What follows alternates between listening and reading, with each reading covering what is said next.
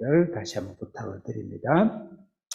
오늘은 이사야서 47장의 말씀입니다. 이사야서 한 장 한 장인데 장을 한 3, 40분 시간에 설교를 다 한다는 것은 참으로 어쩌면 불가능에 도전하는 것인데 지금 그 일을 하고 있기 때문에 어쩔 수 없이 제가 대학 강의하는 식의 형식, 복음은 어떤 형식이든 괜찮아요. 형식으로 여러분 설교안을 드리고 설교안을 중심으로 말씀을 드리는 거기 때문에 말씀을 잘 받으시길 바라겠어요. 먼저 여러분 오늘은 그 2페이지가 갔어요. 여러분이 갔는데 여러분이 먼저 설교안을 먼저 보고 말씀을 읽도록 하겠습니다. 지금 오늘 정도는 그동안 40장부터 48장까지를 후반전의 첫 막이다. 우리 연극을 보면 1막, 2막, 3막 이렇게 진행되죠. 축구를 해도 전반전, 후반전이 진행이 되죠. 이번에 또 손흥민 선수가 101번째 골을 터뜨렸다고 나는 잘 안 봐요. 나는 잘 안 보는데 안 보면서도 한 번씩 눈치껏 봐요.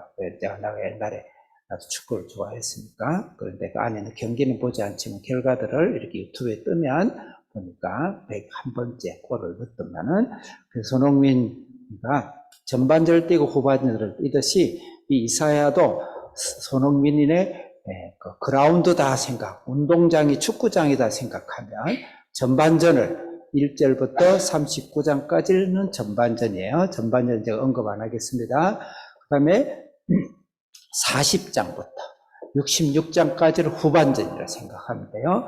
40장부터 66장까지인데 그 40장부터 66장도 막이 한 3개의 막으로, 연극을 보면 1막, 2막 그러죠. 한 3개의 막으로 되어 있다. 그래서 학자마다 달라요. 그렇지만 제가 보는 견해는 그렇게 막을 정하는 게 좋겠다. 그래서 39장부터 48장까지를 후반전의 1막으로 보면 좋겠다. 그리고 그 1막 안에서도 39장부터 44장까지를 절반으로 보고 또 45장부터 48장까지를 한 단락으로 보고 해서 두 개를 비교하도록 하겠습니다. 자, 여러분들 나눠드린 교재를 한번 보세요. 나눠드린 교재를 보면 복음으로 본 뒷장에 참고 부록으로 복음으로 본 이사야 40에서 44장 후반전에 40에서 48장을 1막으로 볼 때 두 구분을 할 수가 있다. 40장에서 44장 45장에서 48장 이것의 경계점의 분기점은 고레스의 등장입니다. 고레스의 등장은 굉장히 의미하는 바가 굉장히 큽니다. 고레스가 예수님을 상징하는 예수님의 구원의 상징으로 이렇게 퉁치기에는 고레스의 입지적이고 그 다음에 문맥적이고 그 다음에 구속사적이고 하나님의 나라적인 관점에서 고레스의 등장은 굉장히 중요하다. 굉장히 받아들이기가 어려워. 우리 목사들이나 신학자들이 상당히 고레스를 받아들이기에 어렵고 거꾸로운 존재입니다. 실제 고레스는 예수를 믿은 적이 없어요. 하나님을 따른 적도 없어요, 사실은. 그렇지만 그 속의 변화들, 영적인 변화들은 알 수는 없지만 표면적이고 역사적인 기록을 보면 그래. 실제 성경 역사가 아니고 일반 사회 역사에서도 세상 역사에서도 고레스는 예수를 믿은 하나님을 믿은 적이 없는 거예요. 근데 이 고레스를 하나님 종이다 기름 부었다. 그러니까 신학자나 목사들이 역겨운 거지. 무슨 이런 고레스를 갖다가 더 나아가서는 예수님을 상징하는 것이다. 구토가 나지. 말이 안 되는 소리다. 그렇지만 말씀은 말씀이니까 하나님의 깊은 뜻은 알 수가 없지. 그래서 여기서 고레스는 바로 고레스처럼 역겨운 존재. 참 하나님으로부터 이름에 올리기도 어려운, 올릴 수도 없는 죄된 인간. 그런 인간의 대표자로 고레스가 등장했어요. 그게 누굽니까? 멀리 갈 것 없어. 나 자신이죠. 나 자신이죠. 역겨울 정도. 이름도 올리기 어려운 나 같은 고레스를 나를 일으켰어요. 하나님의 마지막에 왕국을 도전하고 나아가고 모든 족속과 세상의 땅끝까지 이르렀어. 세상을 정복하고 다스리고 충만해서 복음을 증거하는 그 위대한 교회의 탄생, 교회의 사명, 탄생은 아니지만 사명을 이야기하는 것이 고레스예요. 그래서 고레스의 등장으로 40부터 48장에 45장의 고레스의 등장으로 크게 두 분기수로 나눠진다. 이렇게 볼 수가 있습니다. 자, 그러면 40부터 44장은 복음. 그건 위로라, 40장이 위로라는 단어를 썼어요. 위로가 무엇으로 위로를 받겠습니까?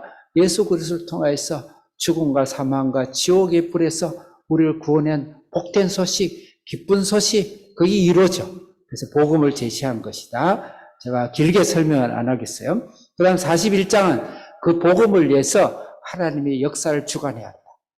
많은 제국들의 흥왕성쇠가 무엇이냐? 바로 하나님 복음을 위해서 지금까지 진행해 왔다.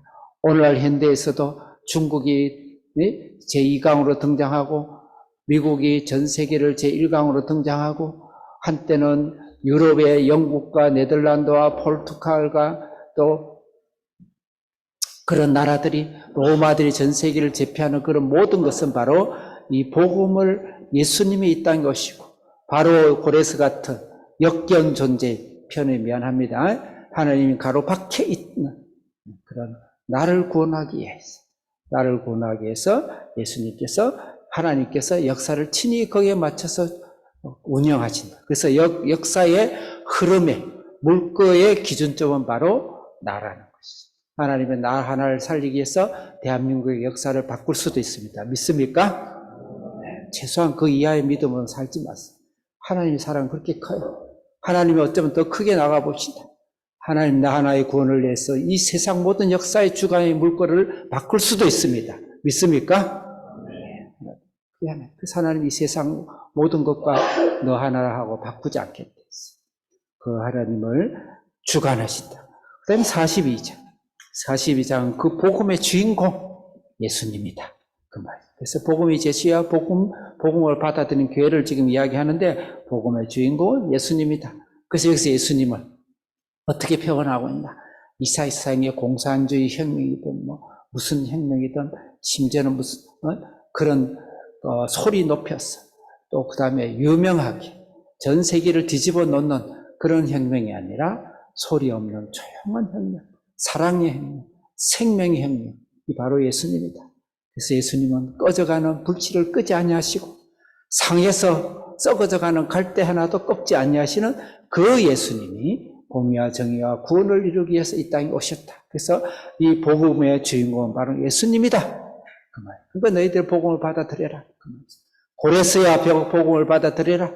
타락한 창녀 같은 오늘 주제예요. 타락한 창녀 같은 이스라엘아, 음녀 이스라엘아, 예수님을 받아들여라. 그 말. 그 다음에 43장은 그 복음의 드디어 결과죠. 열매로서 탄생한 것이 바로 교회죠. 그 얘기를 이스라엘로 표현하고 있습니다. 이스라엘. 42장은 종이란 표현으로 예수님을 최초에 종이 5번이 나오는데 그 종이 42장 예수님 종으로 나옵니다. 참고로. 자, 그래서 복음의 결과로 우리 오늘 교회가 탄생하고 이스라엘에 회개하는 그날이 온다는 것이죠. 그리고 그 교회가 44장은 성장해라. 교회가 이 복음과 말씀과 구원에 성장해라. 내적인 성장을 해라. 그 말이 44장. 43장과 44장 같이 묶으면 돼요. 거기서 특히 1계명, 나 외에 다른 신을 두지 마. 제2계명, 우상을 섬기지 마. 거기에 우리 모든 신앙이 다 포함되어 있습니다. 그래서 제가 절절히 설명을 했어요. 오늘 이 시간 설명할 수 없어요. 중요한 건 큰 그림을 보려고 했어요. 성경을 보면 일단 그림이 그려져요. 복음을 제시하셔서 나를 구원하시기 위해서 예수님 복음을 주시고 그 복음을 위해서 역사의 수레바퀴를 돌렸던 하나님, 그 복음을 위해서 나같이 꺼져가는 심지도 상한 갈대 같은 나를 꺾지 아니하시는 예수님, 그 예수님이 나를 탄생해서 드디어 나를 하나님의 자녀로 삼으셔서 그렇지만 남주야 하나님 안에서 제 우상을 섬기지 아니하며 하나님을 제일로 삼는 그런 신앙으로 깊이 성장해라. 그거죠. 눈물겹죠. 그래서 이사야서를 복음서라 그래. 그리고 그 45장부터 48장의 그 분기점은 고레스가 등장인데 그 고레스에게 뭐냐면 기름 부음을 이 복음을 두고 전 세계에 나가라. 그래서 복음 전도. 45장에서 48장은 복음 전도가 되어져야 이게 그림이 그려져요. 그러면 42장에 나왔던 말이 45장에 나오고 44장에 나왔던 말이 47장 나오고 이게 뭐냐 똑같은 말을 계속 해야 되는 것이죠. 물론 목사님도 그에 충실해서 한 단어 한 단어 한 절 한 절 품고 있지만 전체 그림을 그릴 줄 알아야 돼요. 그래야 됩니다. 그래서 44장 5장부터 48장은 똑같은 말씀이긴 한데 고레스의 등장으로 복음을 받은 자로서 전 세계에 복음을 전하는 열방 속으로 복음을 전해 나가는 복음 전도자로서의 말씀을 주신 것이다. 그럼 45장은 복음 여러분들의 교재를 보세요. 45장은 복음 전도를 위해서 부름을 받았다. 고레스의 기름 부음이죠. 도저히 이해가 안 되죠? 제가 사도행전 10장에 고넬료와 베드로의 사건을 이야기했을 겁니다. 베드로는 도저히 용납이 안 돼. 이 쓰레기 갖고 이 참남한 이 바구니에 성경에서는 조상대대로 말씀대로 절대 접근하지 않고 만지도 말해 만져도 몸을 씻고 정결한 기간을 일주일 가져야 되는데 그런 짐승을 강주를 가득 참남한 강주를 내놓고 나보고 잡아먹으라니 하나님 이거 어떻게 된 것입니까? 거부합니다. 하나님 또 두 번째 베드로는 한 3번 정도 말해야 말귀를 알아듣고 네가 나를 사랑하냐? 또 내가 나를 사랑하냐? 3-4번. 그래서 또 내렸어. 하나님과 전쟁을 치르는 거예요. 난 도저히 못하겠습니다. 하나님 무섭게 3번째 강쥐를 내리죠. 잡아먹어라. 이 말은 뭐냐면 고넬료를 잡아먹어라. 고레스를 잡아먹어라. 같은 고시네. 고관을 써있는데 같은 고시네. 이제 농담하는데 아무 안 웃는 거 보니까 내 말을 고시를 대신했어. 그래서 농담, 내가 원래 농담하려고 생각 안 했는데 고넬료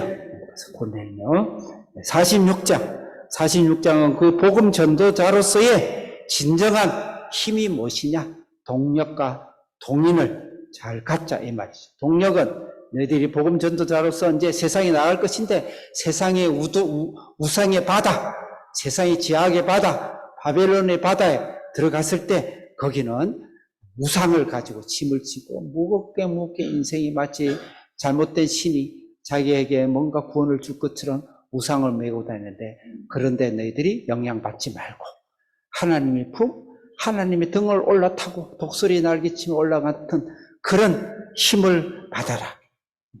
그 다음에 동인, 복음을 전하는 가장 큰 이유가 무엇이냐? 동기부여가 무엇이냐? 동기가 무엇이냐? 주머니 차지 말라. 주머니에서 나와가지고 금문상 세우지 말라는 것은 주머니 차지 말라. 여러분 하나님 복음의 능력이 있는 사람은요 돈이 몰려옵니다. 나는 아직 능력이 없기 때문에 속으로는 있어요. 나는 대한민국에 미안합니다. 앞서가신 우리 선배 선조들 말고 현존의 어른들 말고 그러고 보니까 이상하네. 걱정을 취소하겠어요. 어쨌든 저는 내적으로 영적으로는 나는 깊이가 있어요. 그렇지만 하나님께서 나에게 그런 것을 사용하지 않도록 또 내지는 하나님께서 그런 사역을 하지 않도록 그래 한 것 같지만 이 한비전 자의 사역이 이 대한민국을 살리느냐 살리지 못하는 사역의 관건이기 때문에 저는 일을 하고 있습니다. 중요한 것은 한 번 설교의 능력이 있다든지 말씀의 능력이 있다든지 심지어는 병을 낫게 한다 예언을 한다 이런 성령의 능력이 있으면 돈이 트럭으로 몰려면 트럭으로 몰려. 오늘날 제일 부자가 교회예요. 내가 부정적으로 이야기하는 게 아니에요. 그런데 그런 주머니 차지 말라. 사도들을 하나님 12명씩 70 문도들을 전도 보낼 때 주머니 차지 말라. 주머니 차지 말라. 그건 철저히 하나님만 의지하라는 것도 있지만 얼마나 주머니에 많이 들어오겠어요. 아니 죽을 병을 고쳐주는데 누가 주머니에 금은을 안 채줄 자가 누가 있겠어요. 그래서 중요한 것은 진정한 복음의 동력, 이 세상에서 주머니 신앙을 버리라. 47장 이제 오늘입니다. 오늘은 이 복음 전도를 위해서 종말론적 세상을 나가라. 종말론적 세상이 얼마나 무서운지 다시 말해서 바벨론의 이 세상이 얼마나 무서운 것인지 어떤 것인지 설명해 줍니다. 그 말은 심판적인 종말론적인 장이에요. 요한계시록 17장 18장에 음녀와 바벨론의 멸망입니다. 그래서 오늘 47장을 말씀을 묵상할 때는 요한계시록 18장과 같이 비교해서 묵상해. 똑같은 장이라 보면 돼요. 그럼 요한계시록은 이 세상이 무서우니까 세상을 피해가지고 저 기도실의 깊은 곳에 들어가서 예수님이 오실 거니까 아무 일도 하지 말고 직장도 가지 말고 결혼도 하지 말고 학교도 애들 보내지 말고 주님만 흰옷 입고 기다리자. 그런 극단적인 종말론을 말하는 게 아니에요. 오히려 이 바벨론과 마지막 종말론을 이야기할 때는 이 악한 세상에 나가서 싸워라, 분투해라, 정복해라, 다스리라. 왜? 고레스의 복음 전도에 기름 부은 사명을 다해라. 그렇지만 너희들이 이 세상에 바벨론이 어떤 것인지는 알고 있으라. 그런 의미에서 오늘 47장을 주신 겁니다. 특히 여기서 바벨론을 나갈 때 바벨론의 세 가지 죄가 무엇인지를 명심하여서 깨닫고 거기에 조심해야 되고 거기에 물들지 않아야 되고 그리고 그것을 복음화시키는 일을 감당해 나가라. 그런 의미로서 오늘 47장을 주셨습니다. 그럼 다시 이제 앞장을 넘겨서 47장의 전반적인 개관 문단 구문을 보고 이제 말씀을 바로 읽어가도록 하겠습니다. 오늘은 좀 서론이 필요하기 때문에 그 다음에 서론하는 김에 어차피 합시다. 그 밑에 보면 금방 다시 별지를 보세요. 별장을 보면 오늘 성령이 하시는 대로 저 시간 안에 마칠 테니까 밑에 별표에 보시면 이사야 47장 오늘 47장 하죠. 여기 바벨론에 대해서 흉악한 모습을 이야기하고 있는데 그 중에서 바벨론 죄가 세 가지가 있습니다. 제가 교회를 방해하는 죄부터 시작해서 제가 그 다음에 자기만을 위해서 속는 사람 약탈하는 죄, 세 번째로는 미신을 믿는 죄, 이 세 가지 죄가 있는데 지금 12절부터 13절은 세 번째의 죄인 미신을 믿는 죄입니다. 거기에서 그 옆에 있는 글을 같이 읽겠습니다. 이사야 47장 12절 13절의 부터 읽겠습니다. 시작. 네, 제가 단어만 제가 기록을 했는데 계략과 주문과 하늘과 별과 달에 대한 이야기예요. 달을 보고 점을 치는 거죠. 별을 보고 점을 치는 거죠. 하늘의 천기를 보고 점을 치는 것이죠. 그렇게 주문을 중얼중얼 주문도 외워요. 네. 그 다음에 그런 것에 대해서 탐독을 해요. 그런 것에 대해서 바벨론의 심각한 죄다. 저는 이 등장을 나중에 보면서 이거를 설교를 해야 되나 말아야 돼. 그리고 뭐 큰 우상을 이야기했으면 됐지. 뭐 이 조그마한 이 미신 쪼가리를 가지고 이렇게 이 대성경에 기록해 놨을까. 그래서 피하고 싶었지만 이것이 얼마나 우리 속에 깊이 있게 신앙 속에 들어오고 교회를 타락시켜 오는지에 대한 말씀이니까 그냥 넘어갈 수는 없어요. 그래서 거기에 대해서 제가 우리나라에 펼쳐 있고 전 세계 이 미신이 그 다음에 실제 이 사술이 펼쳐져 있는 것에 대해서 잠깐만 좀 언급하겠습니다. 첫째, 우리나라에 사주라 그러죠. 사주. 명리학. 우리나라만 있는 걸로 알고 계십니까? 그렇지 않습니다. 이것의 시조는 바로 오늘 본문 나온 바벨론입니다. 바벨론. 그래서 명리학이라 그랬죠. 동양 명리학의 역사를 이야기하겠습니다. 자, 1번, 그 옆에 있는 글 1번 읽겠습니다. 시작. 다시 크게 시작.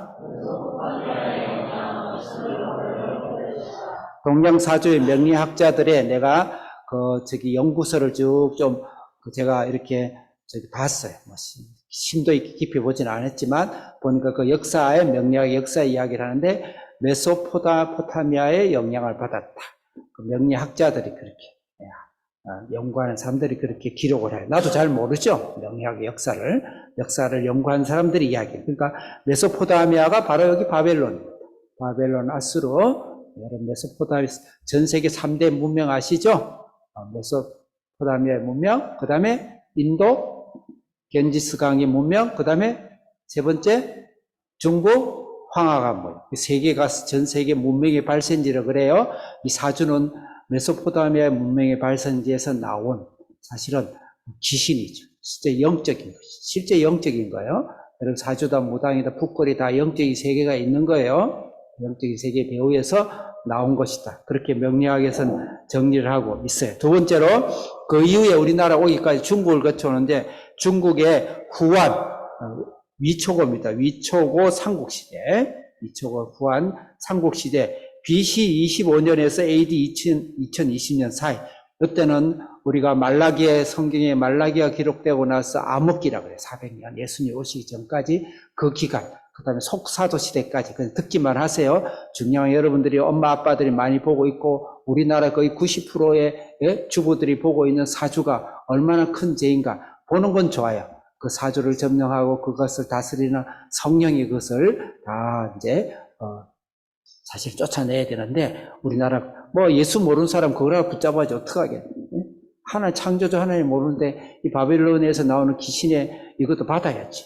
그래서 불쌍히 여기는데, 어쨌든 그때 육식갑자의 부호가 체계야 돼. 육식갑자. 그래서 그 황감 60일은 육식갑자 한 바퀴 돈 거예요. 육식갑자에서 해요. 나도 제법 할 줄 알아요. 근데 내가 돈 받고 해줄 수도 있어요. 근데 그건 다 귀신 씨알 까먹는 소리거든요. 그 다음에 두 번째로 수나라가 있어요. AD 581년에서 618년, 그 이후에 이제 예수님 오시고 나서를 AD라고 그러지, 아노 도미니 581년부터 618년인데, 여기에 되게 우리나라는 그 당시 고구려 시대입니다. 그 다음에 이슬람이 이때 622년에 태동이 됐어요. 이슬람 시대. 이때에 이 사주의 명리학의 기본인 오행대의, 오행이라는 것이 이때 성립이 됩니다. 오행이라고 있습니다. 그 다음에 네 번째 당나라 수, 당, 송, 명, 청 이렇게 나가죠. 당나라에는 AD 68년부터 907년까지 그때는 고려시대입니다. 고려시대 때 이어중이에 의한 이어중명서, 이게 다 중국 사람이에요. 이어중명서라는 거에서 명리학을 기초를 다집니다. 그 다음에 송나라 AD 960년에서 1279년에 고려 말기죠. 고려 말이 1300년대 고려가 멸망했으니까 고려 말때에 서자평이 기타 등등 이런 사람이 사주 명리학의 이론을 완성했습니다. 자, 그러면 여기서 제가 이렇게 길게 이야기한 것은 지금 바벨론에 나오는 이 미신의 이 점성술이 동일하게 우리가 보는 명리학의 원조다는 것이죠. 그래서 괜히 근거 없이 떠드는 건 아닙니다. 하나님을 모르는 귀신이 움직이는 이 악한 영이 움직이는 곳에서는 이 사주를, 또 이 천기를 보고, 또 별자리를 보고, 연월 생시를 보고 정하는 그것에 약간 장난질을 하고 있다. 장난에 불과해요. 인간은 영으로서 어두워져 있기 때문에 약간 장난하는데 현혹해서 전 세계가 물들어요. 생각보다. 일본 가면요, 여기 완전 잡기신 판이죠. 그래서 이게 영적인 배우 세계가 있다는 것을 알고 예수를 알지 못하고, 우리나라 무당집이나 이 점지는 집에 제일 많이 가는 고객이 우리나라 권사 집사랍니다. 우리나라 교회 권사 집사를 심각하죠. 악한 영이 그 가문을 흔들어 대는데 절대 기도하셔야 돼요. 그래서 거기까지 이야기를 합시다. 그래서 그런 영계의 이야기들 하나님 성령으로 무찌르시고, 그다음에 이 나쁜 영들이 거짓 조작질하는 것을 우리가, 이것이 바빌론 세계 속에는 항상 있다. 제가 예전에 고등학교 다닐 때, 그때는 이렇게 버스를 타고 집에 가면 출퇴근 때 10,000원이었어요. 여러분 이해 안 갈 거예요. 이해 가는 사람 너무 나이가 많으니까 아는 척 하지 마세요. 그때 완전 많은 버스가 됐어요. 차장이란 게 있었어요. 누나가 공부도 잘 안 하고 이렇게 셈도 잘 약한 누나가 차장을 하는데 꽉꽉 기어져요. 20명 타면 우리가 한 20명 올려가 타려고 그러면 막 창문으로 뛰어넘어야 되고 겹겹이 위에 얹혀야 되고 막 이래 들어가는 거야. 들어가면 우리 20명이 같이 딱 돈을 모아요. 돈을 모아가지고 그 당시 이제 1인당 이제 90원. 90명인데 20명이. 그러면 9명인가요? 90명. 실전에 실례를 이야기해요. 그 당시 차비가 90명인데 9명인가요? 그러면 누나가 막 하는데 9963! 그래놓고 630만 딱 쭉 가요. 그러면 누나가 깜짝 놀라가지고, 어쨌든, 고등학교 제복을 입고 공부 잘하게 생긴 사람이 9963 하니까 맞는 줄 알고 630원 받고 마는 거예요. 여러분도 안 웃는 거 보니까 여러분 구구단을 모르네. 9981을 해야 되는데 9964에 그렇게 우리가 쏙히면서 애겨줘. 무슨 이야기냐면 이 미신과 사주가 그렇게 우리를 장난질한다. 귀신이 장난질 하는 거예요. 자, 그래서 그 정도만 알고, 그 다음에 예수님이 동방박사란 말이 나오는데 이게 현자인데, 바로 여기에 영향을 받은 사람. 박사와 현자, 마고이라 그래요. 복수형으로는 막이라 그래요. 점설순사인데, 이것이 바로 매직이라는 단어로 바뀌어요. 요새도 흑마술사가 있습니다. 페르시아의 조로아스터교의 사제를 이렇게 부르기도 합니다. 역사학자 헤로투투스, 그 크리스찬이 아니고 일반 역사학자가 메대의 신성계급층을 바로 동방박사에게 박사로 이야기하고 있습니다. 그래서 다니엘서에 보면 지혜와 총명, 박수, 술객, 술사, 박사, 점쟁이, 점성술사, 박수무당, 그 다음에 사도행전에도 시몬 마술사 이렇게 막 나와요. 그래서 오늘 이 땅에는 이런 귀신들이 하나님을 알지 못하도록 장난질하고 결국은 다 거짓말이고 당연 다 쏙히는 이 귀신들이 많은 점술들을 운행하고 있다. 우리나라도 거의 점에 그죠 천국이 됐죠. 조심해야 되고 그런데 귀신에 쏙히지 않아야 되고 그것이 아닌 만왕의 왕이시고 참 능력이시고 귀신을 쫓아내고 중요한 것은 그렇게 본다 인생이 달라지냐면 결국 멸망과 죽음과 심판과 그 다음에 좌절과 실패의 골로 들어가게 됩니다. 그래서 하나님 앞에 나와야 된다. 조금 길었어요. 제가 오늘 이야기를 안 하려고 그랬는데 어쨌든 그냥 넘길 수가 없어서 자 바로 가겠습니다. 47장 1절 읽겠습니다. 1절부터 3절이 중요합니다. 1절 시작.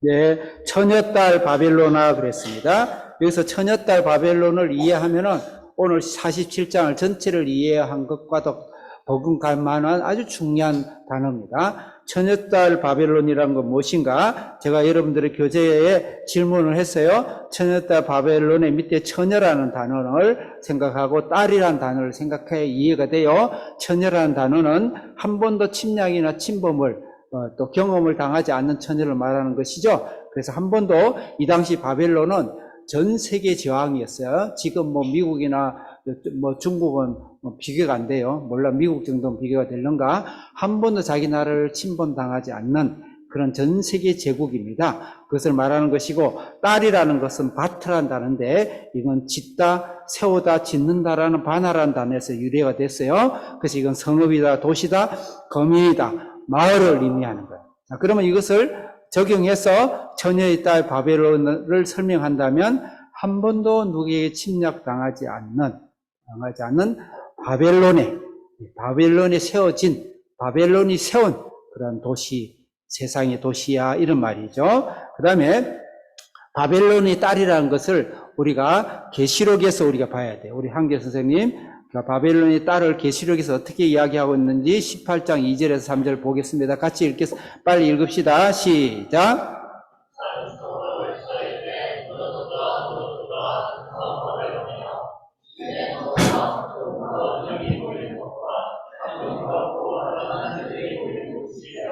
귀신이 쳐서 더러운 영이라고 그랬죠? 가증한 새라는 것은 귀신을 말하고 더러운 영을 말하고 타락한 영을 말해요.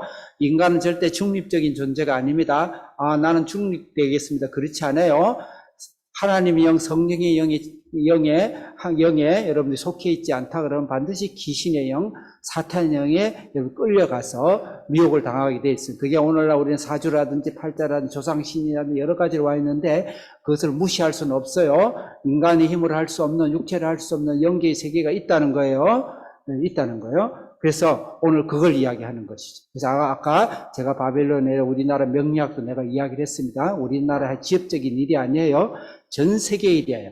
요새 이사라 기독교 이단의 탈을 뒤집어 쓰고 나오는 데가 있죠. 신천지 또 JM에서 요새 방송에 요새 제일 조회수가 높은 건데 참 내가 한 번씩 보면 가당찮고 웃기지도 않고 그럼 그 멀쩡한 대학생들이 여러분 말로 쭉쭉빵꾸와 여대생들이 정영책이란 그놈 내 방송이니까 참 내가 명예훼손 당하기는 그 양반 맞나? 그 쌍놈에게 어떻게 수십 명, 수백 명이 몸을 바쳤어요. 여러분 쉽게 생각하면 돼. 그 영적인 원리예요. 그 영에 뭔가 있어요. 하나님 모르는 사람은 그거라 잡아야 될 게 있다니까. 신천지에 이만희 씨 거기에 뭐가 또 그렇게 목숨 바쳐서 그렇게 가나? 모든 재산을 다 갖다 바쳐. 거기에 인간의 힘으로 살 수 없는 하나님이 없으면 뭐라 붙잡을 게 있어요. 예전에 전도관이라고 박태선 신앙촌 전 재산을 다 바쳐서 거기 들어가서 엄청난 통일교 뭔가 있어요. 이 세상에 요새 뭐 하나님께 왜 또 교회 이름을 써놔도 하나님. 그래서 그 바로 영의 세계가 귀신의 영의 세계가 있다는 것을 알아야 됩니다. 그 다음에 바벨론의 딸과 대조되는 딸이 바로 예루살렘의 딸 시온의 딸이라고 했어요. 바벨론 딸은 거기에 보고 시온의 딸을 한번 보겠습니다. 이사야 1장 8절 오늘 말씀 읽을 게 많으니까 빨리 읽읍시다. 1장 8절 시작. 자, 거기서 됐습니다. 딸 시온이라고 그랬죠? 10장 32절 시작. 됐습니다. 딸 시온산과 예루살렘 산이라고 그랬죠? 그 다음에 이사야서 37장 22절 시작.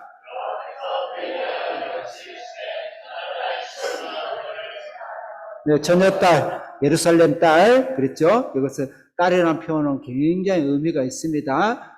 딸이라는 표현은 굉장히 의미가 있어요. 그것은 바트, 짓는다라는 단어에 나와요. 그러니까 예루살렘, 예수 그리스도를 통해서 지어진 집이죠. 성읍이죠. 도시죠. 나라죠. 교회를 말하는 것이죠. 교회를 말하는 것입니다. 그 다음에 이 다른 데 시간상 안 읽겠습니다. 타락한 예루살렘의 딸. 그러면 이 딸이 타락했어요. 다시 말해서 교회가 타락했어요. 거기에 대해서 성경이 어떻게 이야기하고 있는지 한기전서 이사야 3장 10절 다음 거 넘겨보세요. 네, 3장 16절 읽겠습니다. 시작.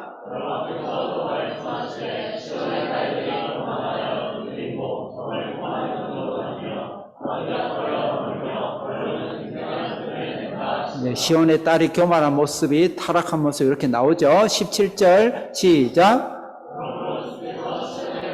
네, 됐습니다. 이사야 4장 4절 시작.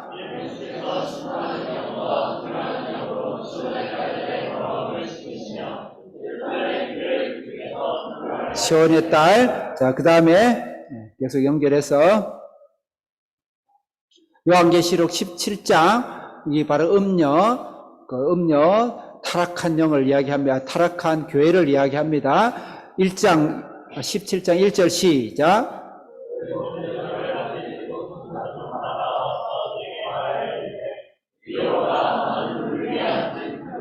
음녀라 그랬죠. 2절 시작. 음행이라는 것은 하나님을 버리고 세상을 사랑하고 바벨론을 사랑하는 오늘 주제가 바벨론이에요. 바벨론 조심하고 바벨론 사랑하지 말고 그렇지만 피하지 말고 바벨론 속에 들어가서 복음을 전해라 이 말씀인 겁니다. 5절 시작.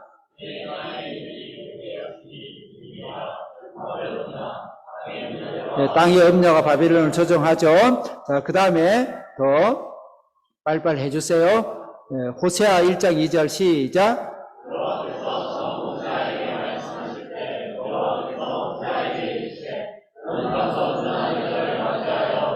자, 거기까지 호세아는 선지자인데 참 심해도 너무 심하죠.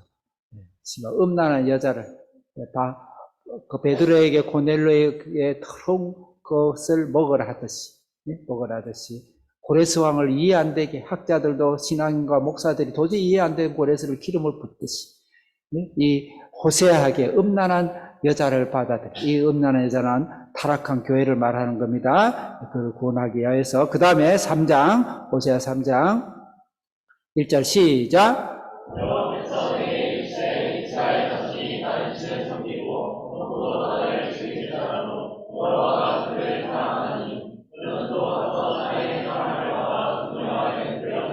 네, 3절만 읽겠습니다. 시작. 3장 3절 시작.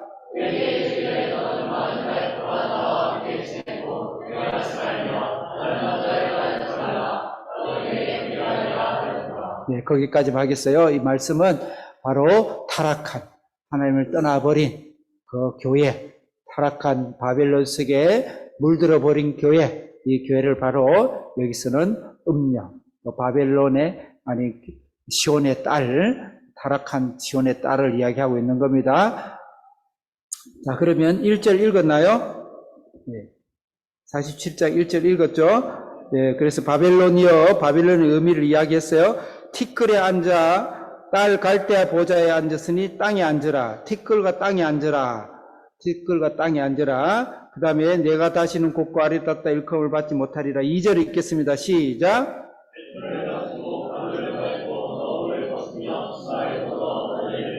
3절 시작.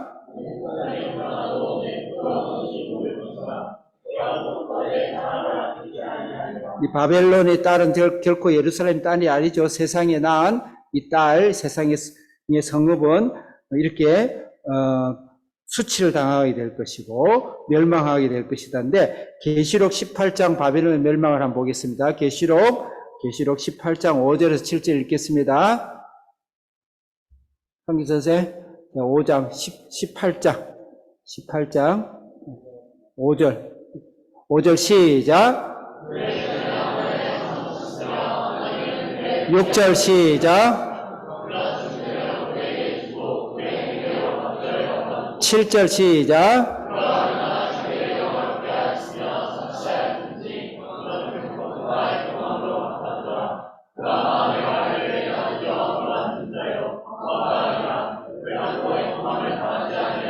오늘 말씀에서 여왕이라는 말이 나오고 가부와 고아를 이야기하는데 동일한 말씀이죠. 그래서 이것은 47장과 계시록 18장은 동일한 말씀이다, 이렇게 볼 수가 있습니다. 그래서 바벨론이 그런 심판을 받을 것이라는 예고를 이야기하고 있습니다. 네, 지금부터는 바벨론의 그 세 가지 죄를 너희들이 알고 조심하고 거기에 물들지 말고, 그렇지만 그 바벨론을 우리가 복음하고 복음 전도를 위해서 세상 속에 나가라. 그리스도인들은 세상을 거부하고 산 속으로 들어가면 안 돼요. 세상 속에 들어가야 돼요. 학문 속에 들어가야 됩니다. 사업 속에 들어가야 됩니다. 문화 속에 들어가야 됩니다. 이 세상 법 속에 들어가야 됩니다. 이 세상 속에 들어가서 이 세상에서 물들지 않고 예수 그리스도의 성령의 권능으로 미신을 쫓아내고 점쟁이를 쫓아내고 조상신을 쫓아내고, 그 다음에 그것을 통해서 죽음과 실패와 좌절과 가난과 저주의 사슬을 끊어내고 하나님 나라를, 왕같은 하나님 나라를 체험하고 주님께 돌아오도록 가라. 그것이 바로 오늘 47장의 바벨론의 메시지인 겁니다. 그럼 이 바벨론의 죄가 첫째 뭔지 4절 읽겠습니다. 시작. 4절, 본문 4절, 47장 4절 시작. 여기서 세 가지 하나님의 정체성, 구원자는 바로 속량한다, 빛을 갚아준다는 의미입니다. 이것은 바로 언약적인 이야기입니다. 그 다음에 만군의 여호와에서, 만군이라는 건 통치죠. 하나님 나라의 하나님의 주권과 통치함으로, 하나님 나라의 관점으로. 그 다음에 이스라엘 거룩한 자다, 이건 제사죠. 예수 그리스도의 피 흘림이 없으면 거룩함이 없죠. 그래서 이것은 제사법적으로 접근했다. 제가 설명 안 하겠습니다. 신학적인 이 세 가지의 접근법이 성경을 보는 세 가지 접근법이에요. 자, 그 다음 5절 읽겠습니다. 시작.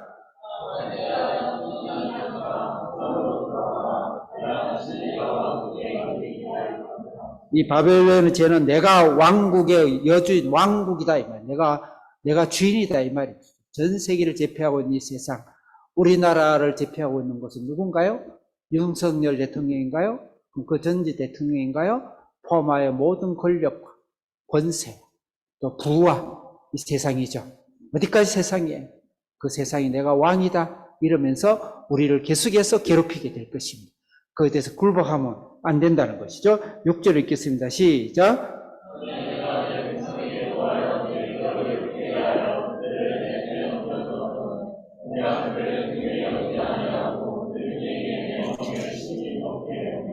바벨론의 첫 번째 죄입니다. 첫 번째 죄는 그런 권세와 권력을 가지고, 돈을 가지고 우리 백성들, 교회를 욕되게 하고 넘겨주고, 그래서 긍휼히 여기지 아니하고, 그 다음에 이 교회를 우리가 약한 점을 비춰가지고, 우리 오늘 교회가 잘못된 것도 많죠. 비춰서 전 세계 부끄럽게 해가지고 심히 멍에를 무겁게 하는 죄, 이 바벨론 죄입니다. 하나님 가만 안 놔둡니다. 하나님 가만 안 놔두십니다. 우리 세상을 사랑해야 되지만 교회가 나아갈 길을 밟는다든지 방해하게 되면 여러분 가능한 교회를 방해하지 마세요. 대대로 저주가, 그 나라는 저주가 흐릅니다. 우리나라가 기독교의 무디 부흥 이후에 수없는 애국에서의 선교사들이 피 흘려서 이 교회를 만들고 반만년 역사에서 이렇게 잘 사는 나라가 언제 있나? 제 나이 저도 낀 세대예요. 저도 가난을 직접은 잘 몰라요. 간접적인 체험입니다. 우리 부모 시대 때 진짜 가난 그런 가난. 이시왕전 난 지나간 일이니까 천벌을 받았지.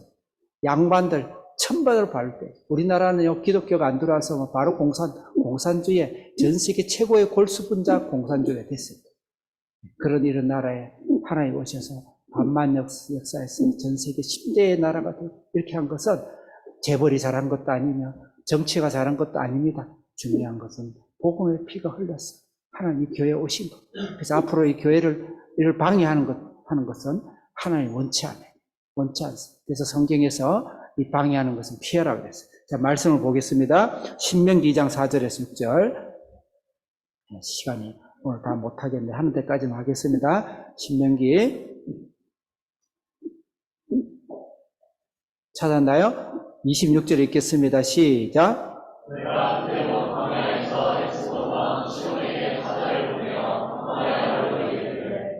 지금 거기까지 안 갔는데 어쨌든 좋아요. 27절 시작.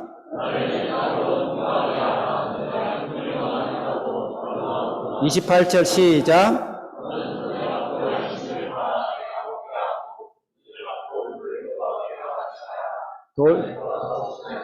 돈을 주고 양식을 주고 물을 주면은 거기는 멸망하지 말고 싸우지 말라고. 교회 그런 데는 그런 곳은 우리가 잘 거주해라 이 말입니다. 그 신명기 4절 읽겠습니다. 4절 아니고 5절 읽겠습니다.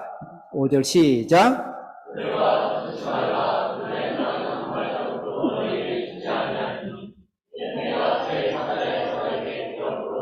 6절 시작.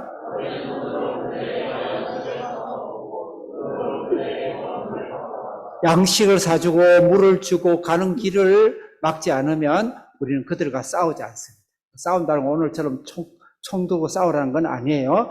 중요한 거는 우리가 교회의 자리가 교회가 더 이상 존재하지 않는 곳에 대해서는 우리가 같이 합류하면 안 된다는 거죠.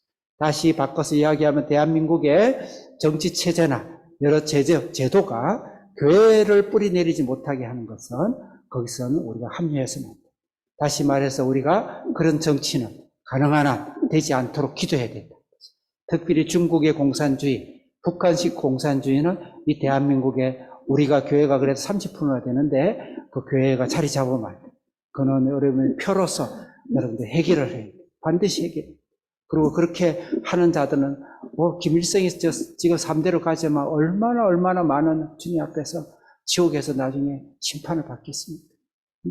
중국에 누군지 난 모르겠지만 지금 황제 같은 분이 모든 교회를 다 불태워버리고요. 선교사도 100% 쫓겨났습니다.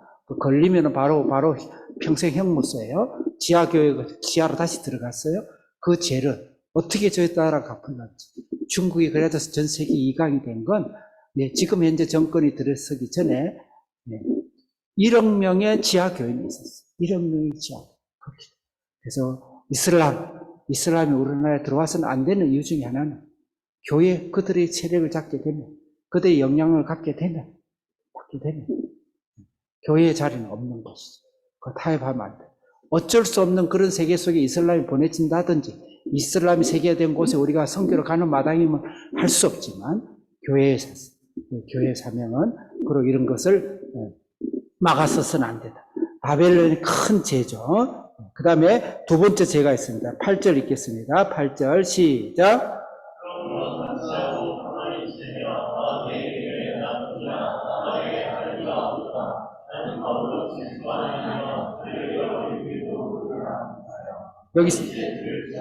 여기서 두 번째 죄는요, 사치하고 평안하는 죄. 어떻게 사치와 평안하나? 사치와 평안하기 위해서 나 외에는 다른 사람을 무시하는 거죠. 나 외에 다른 사람은 없다. 그래서 제가 유아 독종이라고 했어요. 그래서 특히 가부나 고아대개나 아들을 무시하고, 요새 말로는 모든 사람들을 억울하게 하고 모든 사람들의 피와 땀을 뺏어갔어.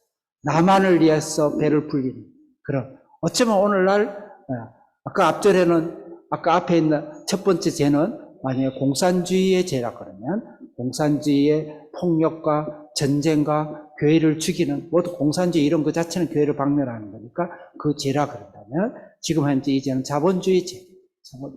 자본주의 지금 기조가 가능한 돈 버는 게 목적이죠. 그럼 누가 죽든지 누가 피를 말리든지 관심 없죠. 자기 평안과 자기 행복을 위해서 그냥 아구처럼 쓸어 담는 것이죠. 그런 죄. 성경 그렇게 가르친 적이 있어요. 그 교회만은 이 세상이 교회는 아니니까 이 땅에 살아가는 동안 그런 삶을 잘해야 된다. 교회가 십자가만 높이고 교회가 큰 건물도 필요하지만 모든 교회가 다 큰 건물을 목표로 하면 안 되겠죠. 그리고 11조는 가난한 자들을 위해서 교회 안에서 성도들을 위해서 사실은 쓰려고 노력해야 되겠죠. 우리 한비전에 사실 사명이 가난한 부모들에게 덜 부담을 주고 그다음에 역사 속에서 최고의 실력을 키워서 전 세계 보내고자 하는 것은 바로 이 지금 오늘 말씀 8절의 말씀을 우리가 이루려고 하는 것입니다. 그 다음에 세 번째 죄가 있습니다. 12절 읽겠습니다. 12절 시작. 12절 시작.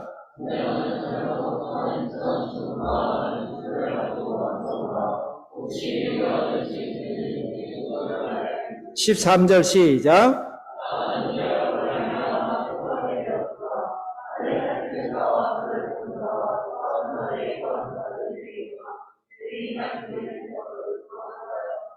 아멘.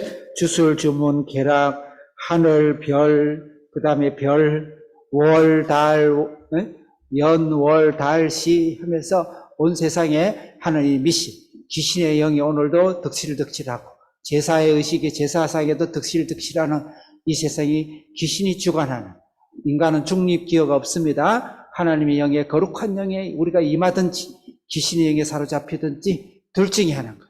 그것을 쫓아내는 이 바벨론의 신에 우리가 감염되면 안 된다. 그래서 마지막으로 14절 읽겠습니다. 시작.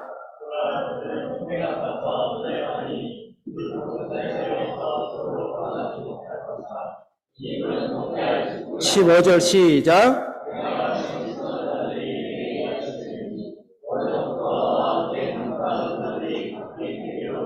초계라는 것은 지푸라기를 말해요. 초계같이 덤불처럼 그냥 확 사라지면서 마지막 불심판. 요한계시록 안 읽겠습니다. 마지막 불심판으로 갑니다. 이런 세상 속에 바벨론에 우리는 적극적으로 나아야 돼. 너희는 모든 족속으로 제사를 삼고 땅끝까지로 내 증인이 돼. 그리스도인들의 어쩌면 양면의 얼굴이다. 한쪽엔 슬픔이며 한쪽엔 기쁨이며 하나님의 거룩한 나라의 기쁨을 가지고 이 덥고 더러운 이 세상을 왜 나가야 되나? 왜 공부해야 되나? 왜 실력을 가져야 되나? 왜 돈을 벌어야 되냐? 왜 가정을 바로 가져야 되나? 왜 성공해야 되냐? 이 세상에 예수 그리스도의 복음을 위해서 가야 됩니다. 교회가 교회답게 세상을 나가는 그 길을 막히는 길을 뚫고 나가야 되고 그 다음에 이 세상에서 나 외에 다른 일이 없다 하면서 망령되게 자기 자신의 주머니를 채워가는 이 세상이 아니라 교회가 사람이 영적으로 축복받는 것이 아니라 사회적 안식, 수없는 가난한 자들을 그래도 이 땅에 태어나서 인간답게 살 수 있도록 그 일을 받고 기초를 다지고 할 수 있도록 하기 위해서 공부도 해야 돼요. 한비전 애들을 예수라는 그 신앙이라는 걸 대고 집안은 엉망이고 직장은 엉망이고 자녀는 엉망을 키우고 그렇게 하면 안 돼요. 세상을 정복해 가고 다스리고 악한 영들을 가게의 저주들을 그 다음에 미신과 귀신의 저주들을 끌어내고 내가 가는 곳마다 그 가정이 그 자녀가 그 터가 하나님의 성령의 능력으로 정복되어지고 축복되어지고 축복의 통로가 되는 영육의 축복의 통로가 되는 그런 나라가 되어야 될 줄로 믿습니다. 같이 주여 주여 세 번 외치고 하나님께서 하나님의 교회가 우리 땅끝까지 복음을 증거하게 하시고 이 땅에 수없는 자들을 영육으로 구원하게 하시고 이 땅에 악한 영을 결박하고 예수의 권능으로 쫓아내서 이 세상 사람들이 하나님의 거룩함에 돌아올 수 있는 그런 우리 가정과 자녀와 교회가 될 수 있도록 주여 주여 세 번 외치고 기도하겠습니다. 주여 주여 주여. 오 살아계신 하나님 아버지 감사합니다. 바벨론의 약하고 더럽고 아우전의 약한 귀신들이 점령하는 이 세상 가운데 우리는 가서 다스리고 충만하고 이 세상을 점령하는 주의 말씀을 받으며 하나님의 복음이 전개되어가는 하나님의 복음이 막히지 않도록 이 나라의 경제와 정치와 권세와 나라를 하나님의 궁리를 여겨주시고 이 세상에서 교회가 거룩함을 더해가며 수없는 자들을 먹이고 살리고 영적인 것만 아니고 실력과 영성으로 이 세상을 나눠줄 수 있는 우리의 한비전과 주사람교회 되게 해주셔서 악한 귀신들이 접근치는 이곳에 성령의 능력으로 귀신을 쫓아내고 악한 영을 쫓아내고 하나님의 거룩한 나라가 되는 권세의 귀한 우리 성도들이 될 수 있도록 주여 역사하여 주시옵소서. 찬송가 360장 부르시면서